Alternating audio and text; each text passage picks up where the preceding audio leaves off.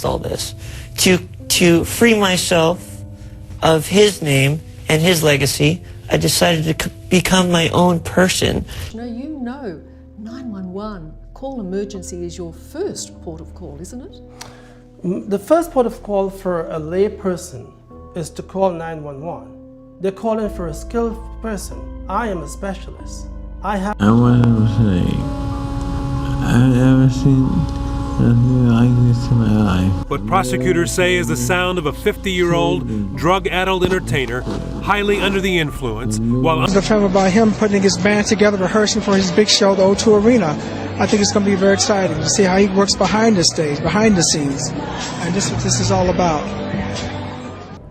Welcome to the sacrificed.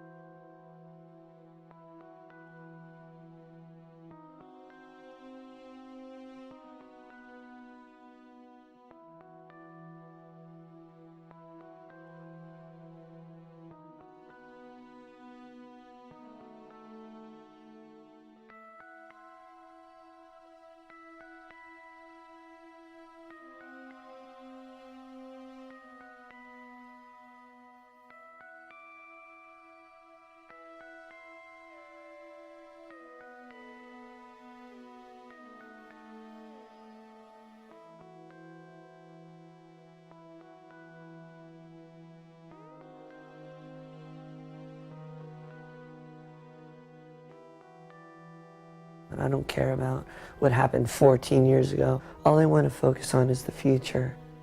One can't help but admire Dave's incredible courage after what he's been through. He's chosen to live his life to its fullest, and he's finally found happiness. He starts each day, like a brand new day, and he's so positive and he's so energetic. It was a story that stunned and angered the nation. In 1983, Dave's father, Charles Rothenberg, doused him with kerosene and then set him on fire. The 6-year-old little boy was burned over 90% of his body. I know I have done a terrible, terrible thing to you, and I beg your forgiveness. Charles Rothenberg was prosecuted for the unthinkable act and sentenced to 13 years behind bars, although he was paroled after serving less than half that time. Are you bitter? Are you still angry at him? Yes. Why wouldn't I be? But although, I don't dwell on it. He contacted me and wanted to meet me. How old were you at the time? I was about 7 years old at the time. And were you in the hospital?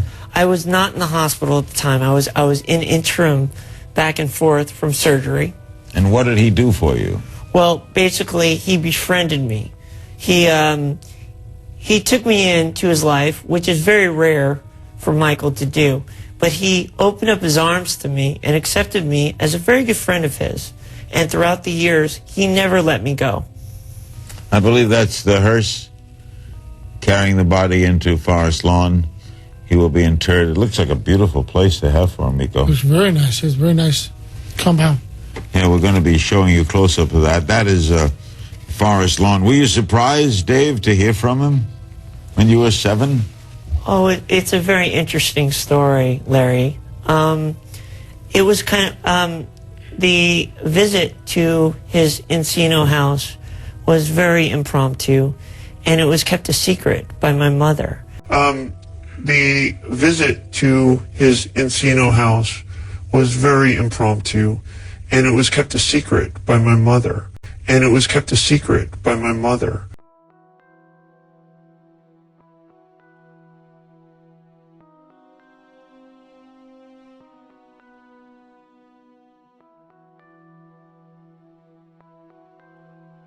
You actually got to meet Michael Jackson at some point during the filming of this. Yeah, but I didn't know it at the time. What do you mean?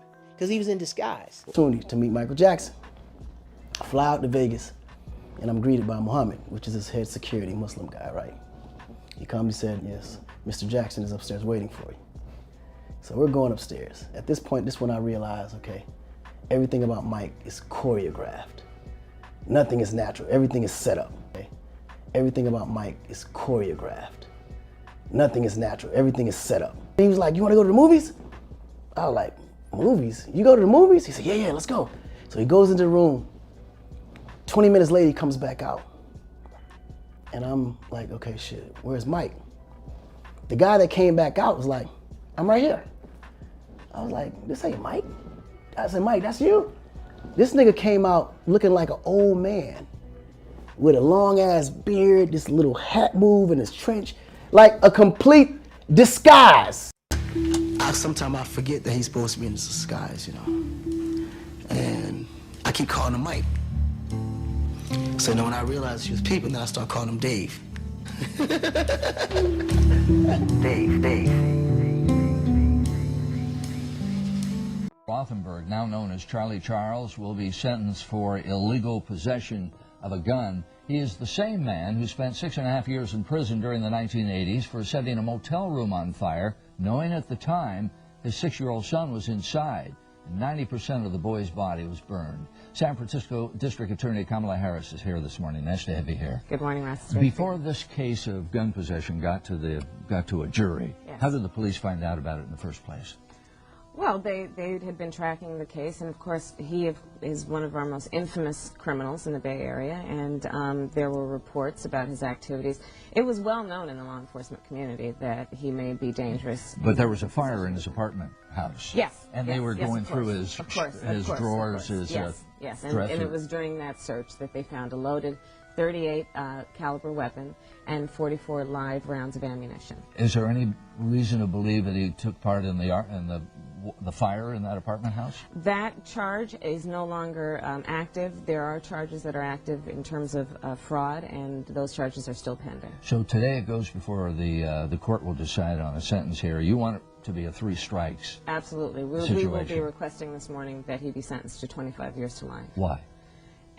He is probably one of the most dangerous, heinous criminals that we have seen in California, much less the Bay Area. And, you know, we're all familiar with his past. We have to look, when we request a sentence, at the defendant in totality, based on his prior conduct, based on his current conduct, based on his dangerousness to the community, based on the seriousness of the offenses. In 1983, I mean, that was a heinous crime.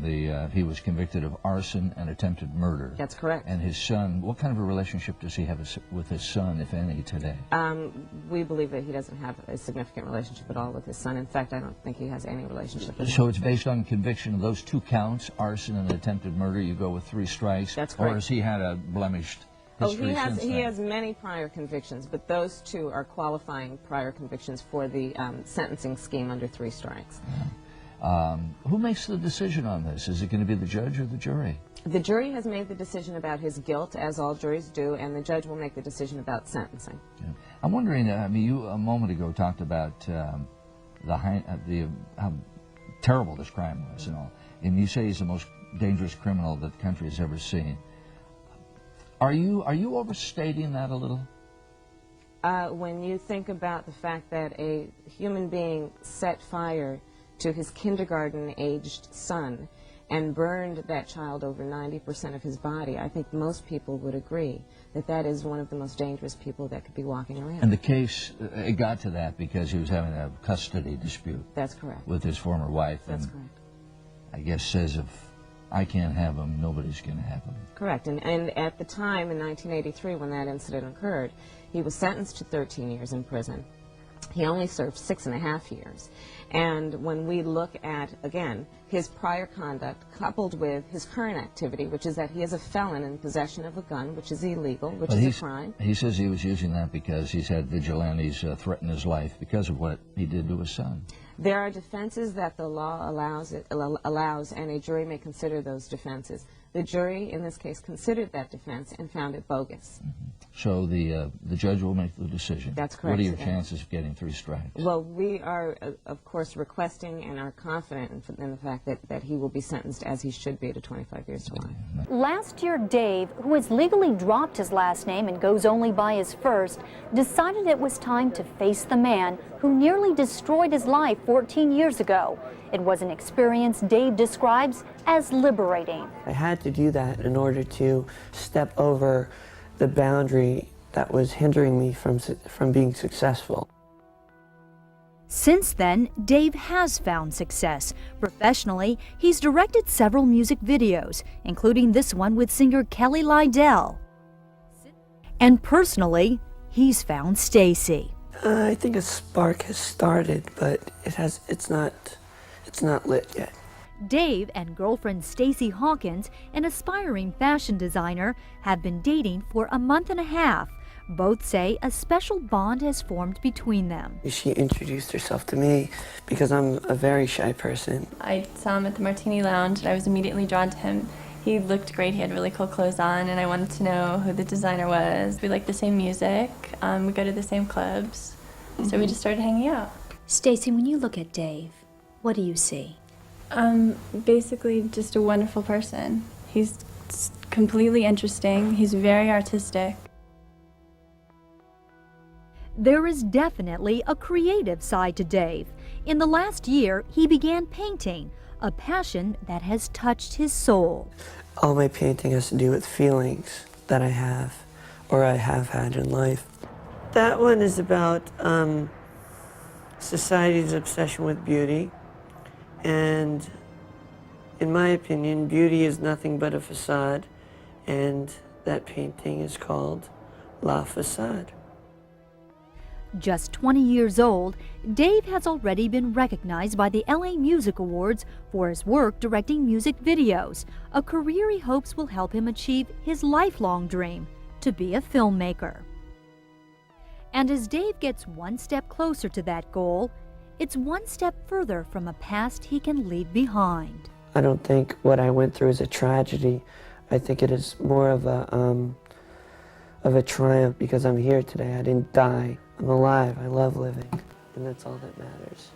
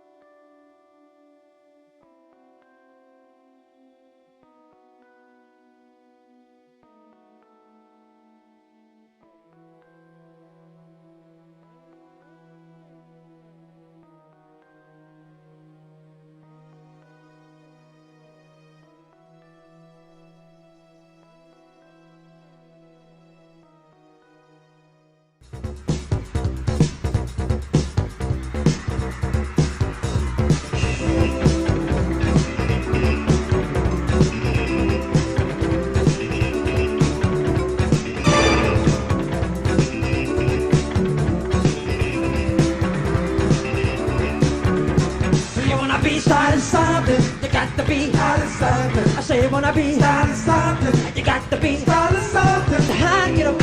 Yeah, yeah. Too low to get under. Yeah, yeah. You're stuck in the man. Yeah, yeah. So high, get up. Yeah, yeah. Too low to get under. Yeah, yeah. You're stuck in the man. Yeah, yeah.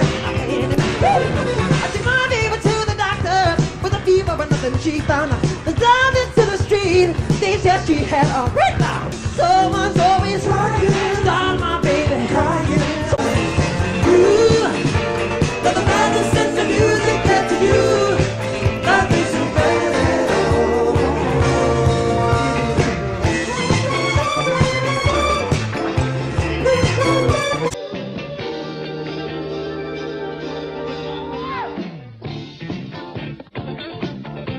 gotta shake this, you're acting so good.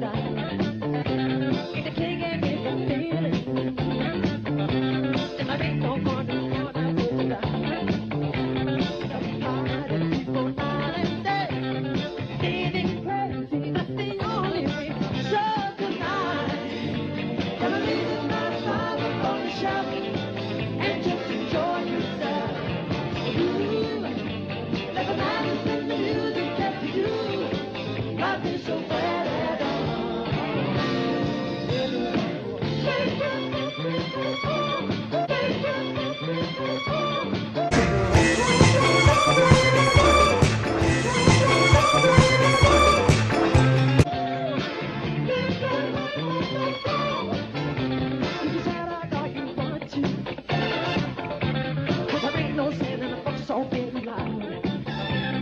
you take the chance to do it. And I bet no boy's going out with you.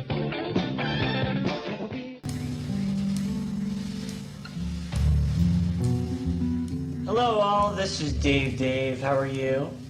Our world has come to an interesting point in an interesting time. This is a very interesting project we're working on. I want to thank each and every one of you for your overwhelming support. May God bless you. I love you. Good night.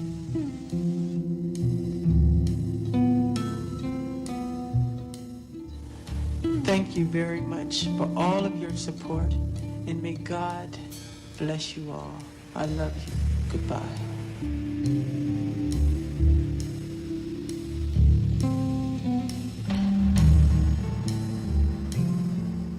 I believe that I lost a person in my life, but at the same time, I gained a lot of knowledge and a lot of experience. To his Encino house. I think I was at the Encino house. To his Encino house. I think I was at the Encino house. To his Encino house. I think I was at the Encino house. Encino house. The Encino house. Encino house. The Encino house.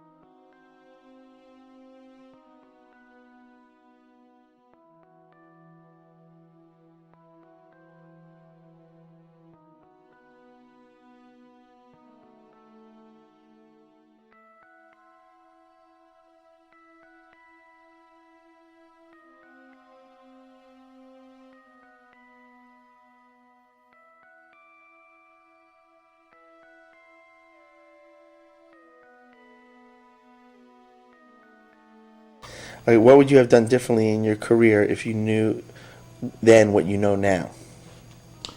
What I've done differently?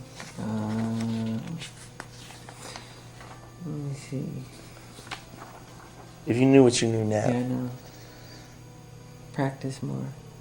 Practice more? I practiced a lot. You practiced a hell of a lot. But you're going to practice more? Oh my God. Okay. What is your greatest lesson learned? Not to trust everybody. Not to trust everybody in the industry. There's a lot of sharks. And record companies steal, they cheat. You have to audit them. And it's time for artists to take a stand against them. Because they totally take advantage of them. Totally. They forget that it's the artists who make the company, not the company who make the artists. Without the talent, the company would be nothing but just hardware. I mean, just, you know. And it takes that real good talent that the public wants to see. Totally. They forget that it's the artists who make the company, not the company who make the artists. Without the talent, the company would be nothing but just hardware. Michael Jackson's personal physician, Dr. Conrad Murray, is free on $75,000 bail this morning after being charged Monday with involuntary manslaughter in Jackson's death last June. CBS News correspondent Ben Tracy reports. Dr. Conrad Murray was called a murderer as he entered a Los Angeles courthouse. With the Jackson family looking on, Murray pled not guilty to manslaughter. Yet the official charge against him states that he, quote, did unlawfully and without malice kill Michael Joseph Jackson. This has been a nightmare for him for many different reasons. And one of the reasons is that he lost a friend. The just-released coroner's report says Murray gave Jackson a dose of propofol normally used in surgery to help him sleep. Police say Murray admits to giving Jackson the drug, but the doctor says nothing he did should have killed the pop star. Jermaine, your reaction? BS. Some in the Jackson family think Murray should be charged with murder. He's lying, he's guilty. Nobody was there but him. So he's guilty. He's just trying to save his own behind. Dr. Murray is now out on bail, but he's facing up to 4 years in prison if convicted of the charges. wants justice for Michael Jackson. That's certainly what the singer's fans want. The late King of Pop's admirers were out in force outside a Los Angeles court for the launch of a trial they hope will resolve unanswered questions over the megastar's death. Jackson's famous family were also there for the first court appearance of the man prosecutors claim was responsible. The singer died on June the 25th last year at his rented home in Los Angeles. The coroner's report said the sudden heart attack that killed him was caused principally by a powerful anesthetic, propofol, and the sedative lorazepam. The star's personal doctor, Conrad Murray, became the focus of a police investigation after it emerged he was with Jackson around the time of his death. Murray's now officially been charged with involuntary manslaughter. Prosecutors allege that he did unlawfully and without malice kill Michael Joseph Jackson.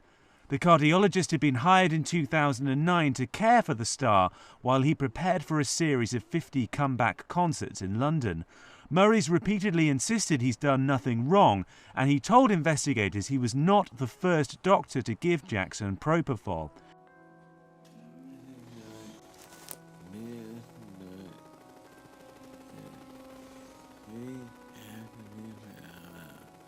When people leave that show, when people leave my show, I want to say, I've never seen nothing like this in my life. Go. I've never seen nothing like this. Go. It's amazing. He's the greatest entertainer in the world. I'm taking that money. I'm building children's hospitals. The biggest in the world. Why do we have to children's hospital? We have a movie theater, game room, children are depressed. In those hospitals, no game room, no movie theater, they're sick because they're depressed. The mind is depressing them. I want to give them that. I care about them. Number 8 is God wants me to do it. God wants me to do it. I'm gonna do it, Conrad. I know you would. Or else we have no hope. No hope. That's the next generation that's gonna save our planet. I'm starting with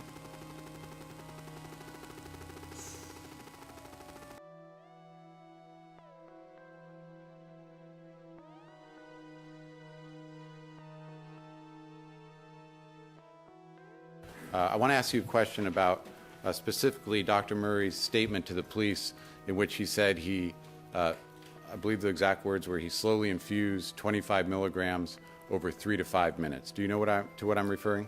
Yes. Okay.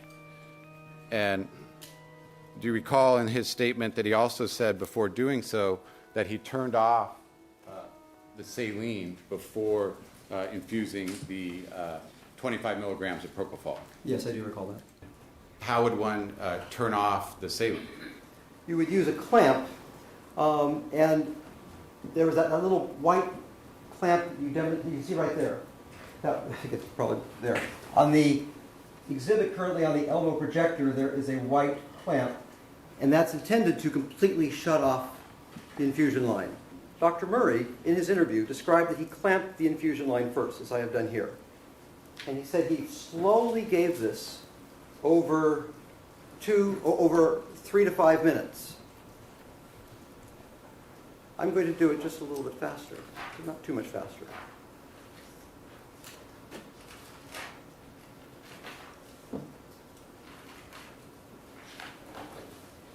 And the propofol is going down the tubing? Propofol is now going down the tubing. And what you see is that it's all in the tube. none of it reaches the patient. So even if I had injected this over 5 minutes, no propofol has gone to the patient with this particular tubing set, and I have to do a little bit of calculations on the geometry of the other set. But an anesthesiologist, a nurse anesthetist, anybody who is familiar with IV injections knows that you don't turn this off. Because by turning it off, you're preventing the drug from getting to the patient. So now when I unclamp this, it flows into the patient. But it didn't flow into the patient while this was clamped. So even though it was described as a slow infusion, the drug was sitting here and then it's being bolused in. So essentially sitting in the tubing until the saline is unclamped so it can flow through and push the propofol into Michael Jackson. Correct.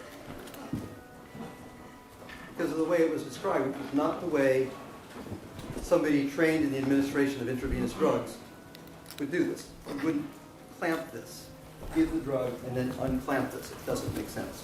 I just wish to say that this is an extremely unsafe setup because gravity is responsible for driving both of these. Gravity is driving them, and they are competing with each other for gravity. If I raise this up quite high, there's more force here, and this rate will slow down. If I drop this down, then there's more force here, and it will speed up. If the saline bag is turned off, this will speed up quite a bit, because there's no pump controlling the rate of this. You're dependent on gravity. And the set is not designed to be used that way. The set is designed to be used with an infusion pump controlling it right here. But there was no infusion pump. So it's an intrinsically dangerous setup. Taking all the evidence that you've reviewed and all the deviations from the standard of care, you concluded that Conrad Murray was not only a substantial factor, but a direct cause of Michael Jackson's death? Yes. He is a physician who has brought propofol into the room, started an intravenous, and provided access to propofol to a patient who may in fact be developing a dependency on sedatives. And he has been entrusted by Michael Jackson to look after his safety every night. And he has failed that responsibility while enabling the administration of intravenous propofol. He is responsible for every drop of propofol in that room.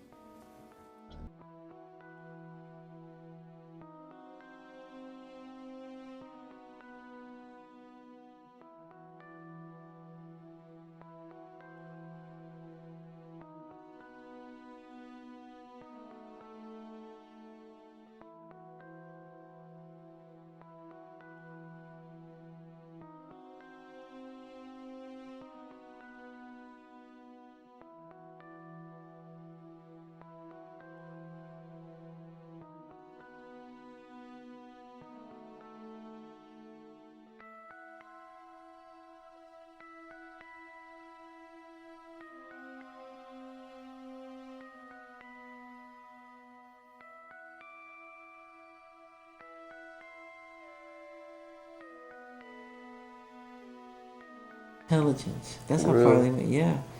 And these are men that shaped and changed our culture, our customs, the way we live, the way we do things. And I think God plants little seeds through people on the earth.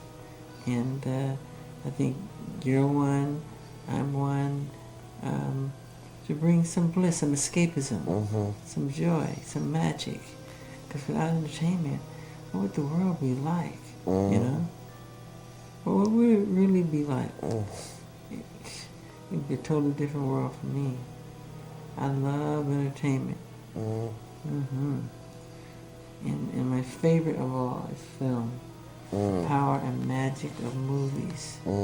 It's the greatest, it's the most expressive of all the art forms. I think it touches the soul. Music and movies is the most expressive. It's like, almost like it's like religion. You get so involved, so caught up. You go in the theater a different person when you come out. Yeah. They've affected you that way. That's powerful. That's powerful, man.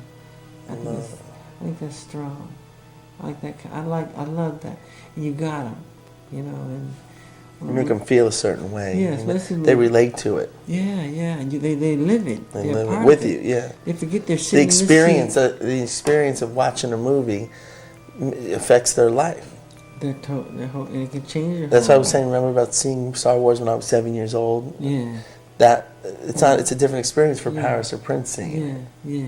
You know, it's amazing. Even though it's the same movie, at the moment when you're a certain age and when you see it and what's going on in the world at that time, and it's the first time you ever see something like that, and it's like movies affect you. It's just like it's listening to hearing a song or seeing an artist perform. Getting to see James Brown and that moment of tears coming out of your eyes is different. I can't tell you how incredible. That's amazing. And I just love the great entertainers, the great performers, the great showmen. Yeah. The storytellers, and just watching them, you just mesmerized. Oh yeah. You get caught up in it. I love it. One spotlight, baby. Yeah. Terrible. Criminal courthouse is standard government gray, but it lit up with all the drama of a Hollywood stage in the day one of Conrad Murray's trial. The voice of Michael Jackson in full performance and like his fans had never heard before. We do warn you that one of the pictures released by the prosecutors is graphic. What have we done to the world? The jury saw the Michael Jackson we all knew, the king of pop, in rare footage of his last time ever on stage, rehearsing for the This Is It tour, the day before he died. What about flowering fields? And they saw this. Michael Jackson in full death mask on a hospital gurney, killed, say prosecutors, by the unskilled hands and gross negligence of his personal doctor, Conrad Murray. He left him there, abandoned him to fend for himself. Prosecutors telling the jury Dr. Murray should have known his client was out of control. For the first time revealing this voice memo from Jackson. I want to say, I've never seen nothing like this in my life. What prosecutors say is the sound of a 50-year-old, drug-addled entertainer, highly under the influence, while under the direct care of the man accused of killing him. A month and a half before Michael Jackson dies in his bedroom, he makes a voice memo on his doctor's iPhone. I want to say, he's the greatest entertainer in the world. The recording shocking to those who packed the courthouse.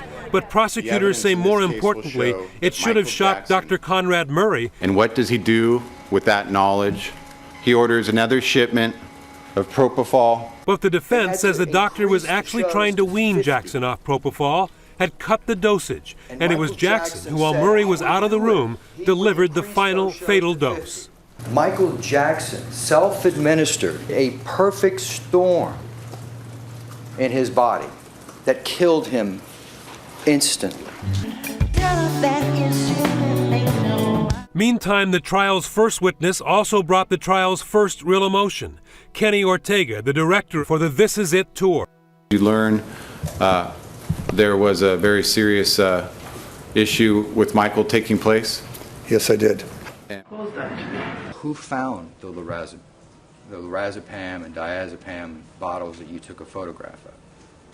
I'm not sure, but I believe it was Detective Sanchez. Well, you testified last week that you actually set those bottles up for photography purposes, right? Yes. Who did you take the bottles from to do that? 2.5 years ago. I have no idea. Dr. Murray told Alvarez to call 911. He told you that? Yes. But Alvarez never did tell you about performing CPR, about him performing CPR, right? Not at that time, no. He never did tell you that Dr. Murray asked him to put vials or bags away. That's correct. You would agree with me that the press was overwhelming. Say the least, yes. Say the least. You were probably harassed more than you've ever been in your career. Would that be fair to say? Be very fair, yes. Were you able to ascertain and make a determination as to the manner of death regarding Michael Jackson? Yes. And what was the manner of death? The manner was homicide. For example, Dr. Murray's statement to the police indicated that the propofol and other medications were administered by another person. So you're commenting that Dr. Murray admitted to administering the benzodiazepines and the propofol? That's correct. Okay. What was the cause of death, Dr. Rogers? The cause was acute propofol intoxication, and the contributing condition was benzodiazepine effect. How many pills are in that bottle?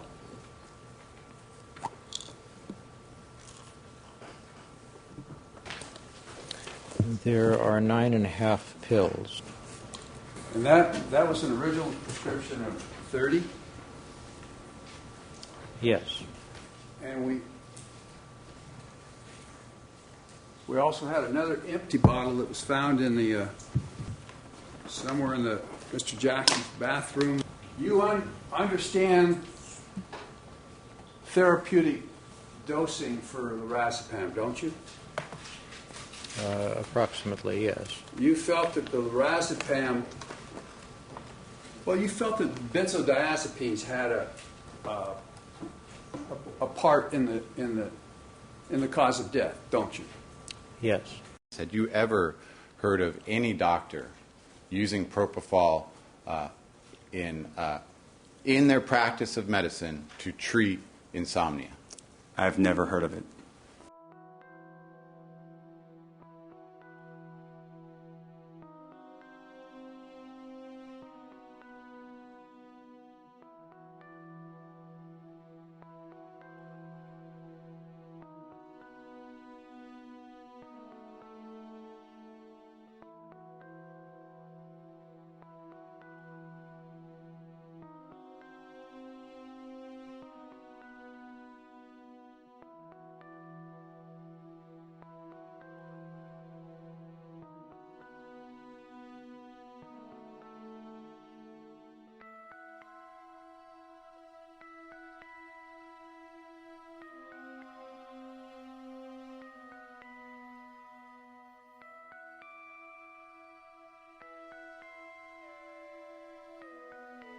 Okay, so let's talk about Michael. Since we have you here, I want to hear about this person you call your friend.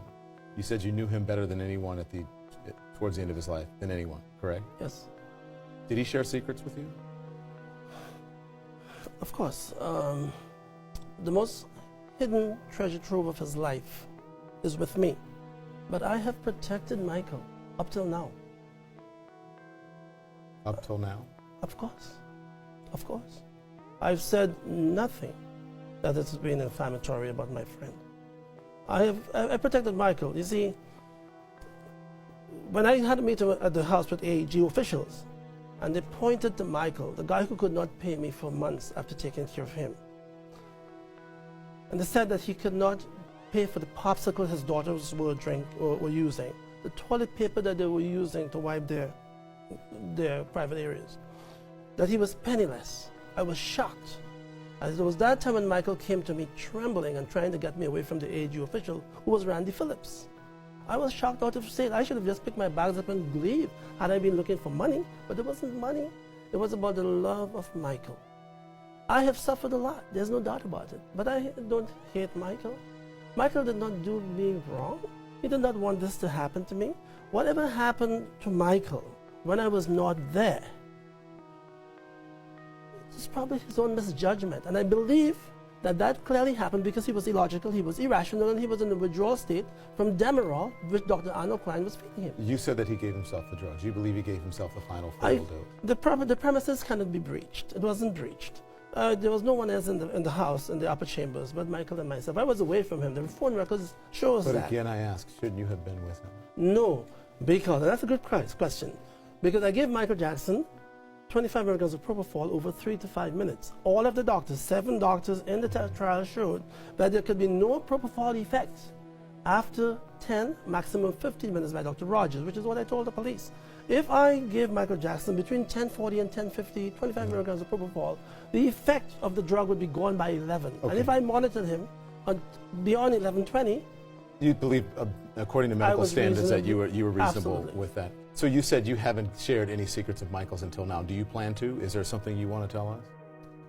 I would not share with you any hidden secrets of Michael, not at this time. We don't have that in summary. But how long are you going to be silent? How long am I going to be silent? As long as I wish. Superior Court of California, Los Angeles County. The people of the state of California plaintiff versus Conrad Robert Murray, defendant. Case number SA073164. Title of court and cause. We, the jury in the above entitled action, find the defendant, Conrad Robert Murray, guilty of the crime of involuntary manslaughter in violation of Penal Code Section 192, subsection B. Alleged victim, Michael Joseph Jackson, alleged date of June 25th, 2009, as charged in count 1 of the information. This 7th day of November 2011, four-person juror ID number 145, seat number 3.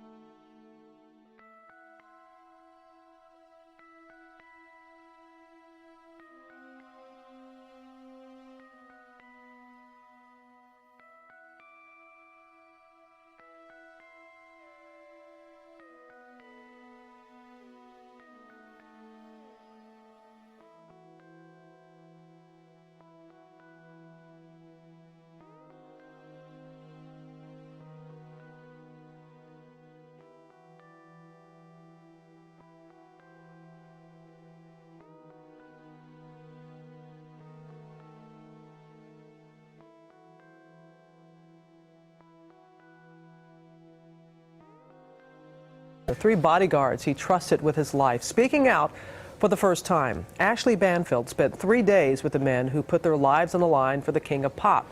Now, no matter what you think about Jackson, what you hear from these men may change how you feel. And Ashley, again, you spent quite a bit of time with these gentlemen. I did, and I got to be honest, I really expected they were going to trash him because so many people have in the past. It was the opposite, got to be honest. They do want to write a book about him, and they say it's because someone has to defend this guy. They want to call the book In Defense of the King. And really, theirs is a story about a man who is sad and lonely, but mostly an amazing father. He was the biggest pop star in the world. And at every frenzied moment, just beyond the camera's range, were 3 very big bodyguards: Mike Garcia, Bill Whitfield, and Javon Beard. Now, in this exclusive interview, they're revealing new details, intimate and personal, about Michael Jackson, the father, the brother, the prisoner of his fame. There were times that he vented, and he vented loudly. Why don't people just leave me alone? But Michael trusted them with his life, with his kids, and with his secrets. We became more than just security. With personal assistance. And I'll say in the beginning, it was like, this is not our job. But then after a while, once we got to see what the situation and everything was, and how there was nobody else around, there was no entourage or anything else, it was just us. They were on guard 24/7, traveling with Jackson and his kids across the country. When they weren't on the road, the family called this rented Las Vegas mansion home. The walls stretch right around this compound. It's a veritable fortress. And although you and I might look at this as a beautiful Las Vegas oasis, bodyguards said that Michael hated being here. For you and I, it's a great house. Right. But for security for Michael Jackson and his kids, horrible house. They say Jackson felt exposed here. Too many neighbors, paparazzi swarming at the gate, even hiding in the trees. But it was in this house that these men learned more about Michael Jackson than almost anyone else. Was he a good dad? Awesome. Yes. Awesome. The kids would constantly tell him, you know, I love you, Daddy, right. Things like that. So it was like the sweet. 4 buddies, you know. I mean, that was their world. And they say he did all he could to shield Prince, Paris, and Blanket from the media frenzy. Did he know the headlines that said Wacko Jacko? sometimes he's seen them, and you would actually see him take it and turn it around so the kids didn't see it. He was successful in shielding those kids from these headlines. Absolutely. Sure. Yes. Did he know that the reason so many people thought he was bizarre was because of some of his behavior? Everything he did, he didn't find a problem with. Right. He didn't think it was weird. Different, I'd use the word different.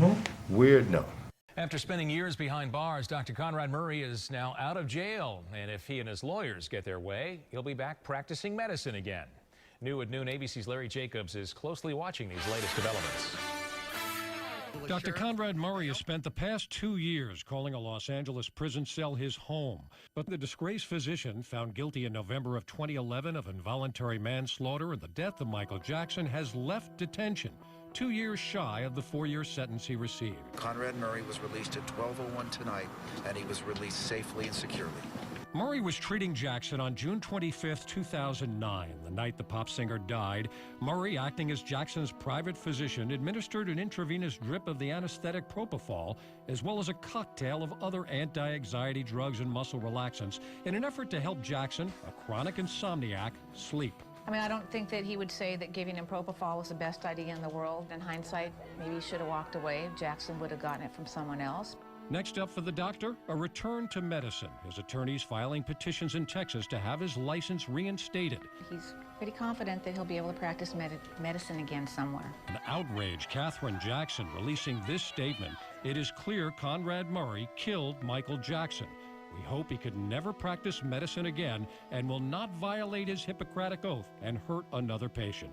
Well, friends, remember Las Vegas artist Dave. He died at the age of 42 last month at a Las Vegas hospital. Dave was badly scarred at the age of 6 when his father actually tried to burn him to death. Dave was a close friend of Michael Jackson, who he met shortly after that attack. I felt like he had like Michael Jackson's spirit in him, because there were times that he even sounded like him talking, and it would just kind of blow my mind sometimes. I felt like he had like Michael Jackson's spirit in him, because there were times that he even sounded like him talking. There were times that he even sounded like him talking.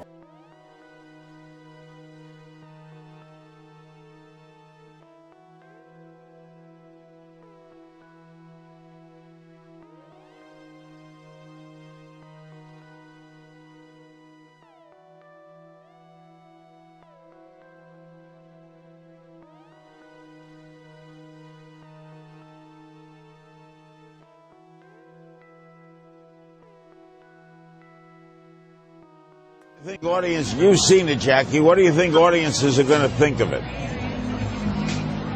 Say it one more time, Larry. What do you think audiences who see it will think of it? I think they're going to love Michael. They've always loved Michael. They like to see Michael perform, and this is the film about him putting his band together, rehearsing for his big show, the O2 Arena. I think it's going to be very exciting to see how he works behind the stage, behind the scenes. And this is what this is all about. Very excited to see how he works behind the stage, behind the scenes. And this is what this is all about.